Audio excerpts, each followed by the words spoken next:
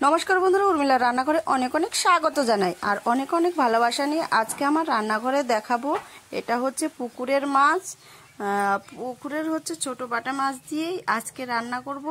देखुन सर्षे दइयेर तरकारी और किभाबे रान्ना करछि पुरो भिडियोटा देखबेन। शुधु आलू दिए सर्षे दइयेर तरकारी करब।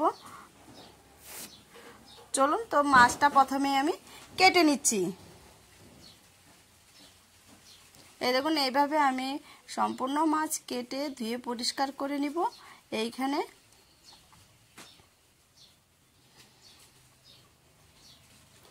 তারপর দেখুন একটা একটা করে আমার মাছ কেটে নিচ্ছি। তারপরে এই যে দেখুন আলু 4 থেকে 5টা আলু দিয়ে রান্না করব।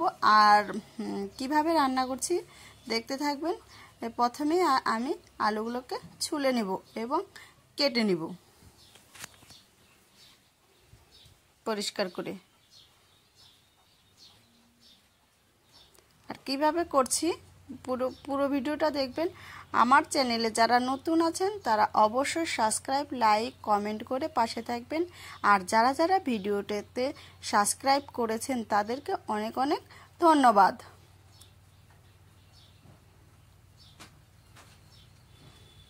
এই দেখুন 4টা থেকে 5টা আলু দিয়েছি আমি। এরকম লম্বা লম্বা করে কেটে নিয়েছি, ধুয়েও নিলাম। এখন মাছগুলোও ধুয়ে নিয়েছি। এখন মাছগুলোকে সুন্দর করে আমি ভেজে নিব। প্রথমেই আমি উনুনটা জ্বালিয়ে দিয়েছি। তারপরে দেখুন কড়াই বসিয়ে দিলাম। তারপরে আমি দেখুন এখন সরষের তেল দিয়ে দিব। তেলটা দেওয়ার পর একটু নেড়ে চেড়ে দিব সুন্দর করে। তারপরে এইখানে দিয়ে দেব মাছ ভাজার আগেই দিয়ে দেব কালো জিরা। তারপরে দেখুন এইখানে হলুদ আর লবণ দিয়ে মাছটাকে সুন্দর করে আমি মেখে নিচ্ছি।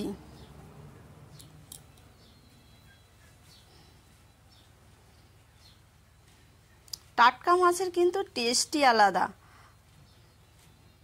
যেভাবেই রান্না করুক আর হচ্ছে যে কোনো সবজি দিয়ে রান্না করুক আলাদাই কিন্তু একটা টেস্ট লাগে।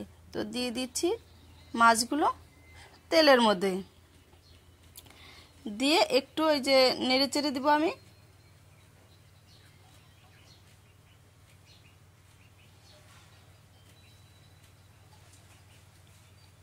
এইভাবে করে আমার এই পিঠ ভাজি হয়ে গেল। আমি এখন মাছগুলোকে উল্টে দেব।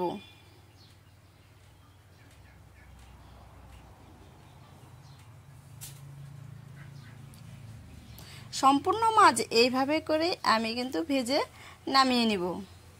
আপনারও এইরকম ভিডিওটা দেখার পর বাড়িতে রান্না করে দেখবেন, খেয়ে দেখবেন। অবশ্যই কিন্তু বলবেন হাতে কিন্তু জাদু আছে।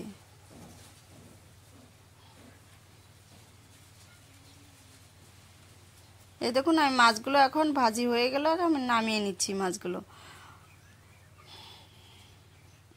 ওই তেলের মধ্যে আর একটু আমি সরষের তেল দিয়ে দিব।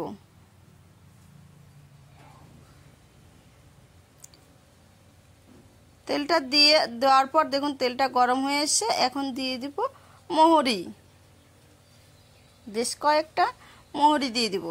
তারপরে একটু আমি হালকা নেড়ে চেড়ে নিব। তারপরে দিয়ে দিব বড় সাইজের একটা পেঁয়াজ কুচানো।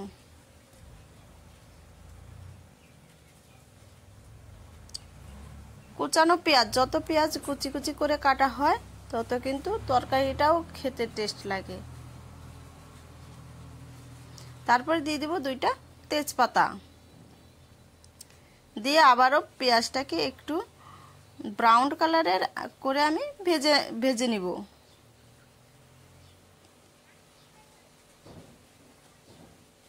তারপরে দেখুন এই যে কেটে রাখা আলুগুলোকে আমি দিয়ে দিচ্ছি।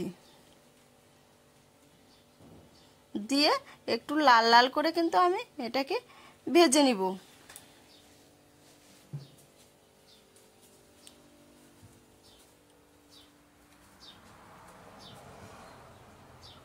এভাবে করে আমি নেড়ে চেড়ে দিব। দেখুন আমার লাল লাল হয়ে এসেছে। এরপরে আমি দিয়ে দেব স্বাদ মতো একটু লবণ। বেশ করে কিন্তু আলুটাকে আমি ভেজে নিয়েছি। তারপরে দিয়ে দেব লবণ। লবণটা দিয়ে একটু নেড়ে চেড়ে দিব। তারপরে দিয়ে দিব এখানে দেখুন হলুদের গুঁড়ো।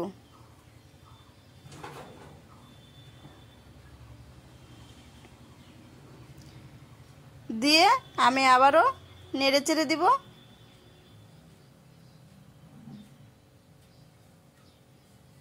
তারপর দেখুন এখানে দিয়ে দিব মশলা, দিব আদা বাটা আর রসুন বাটা, তারপরে দিব আমি শুকনো লঙ্কা বাটা।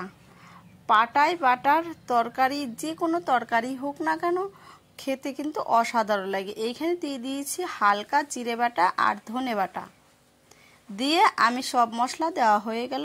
এখন আমি এটাকে নেড়ে চেড়ে নিচ্ছি, ভালো করে বেশ করে কষাবো। কষানোর পর আমি দিয়ে দিব জল। এই দেখুন সবজি থেকে যখন আমার তেলটা এরকম করে ভেসে উঠবে তখনই বুঝতে হবে সবজিটা কষানো হয়ে গেছে। তারপর দিয়ে দিচ্ছি জল। জলটা দিয়ে আমি আরেকটু হালকা নেড়ে চেড়ে দিব।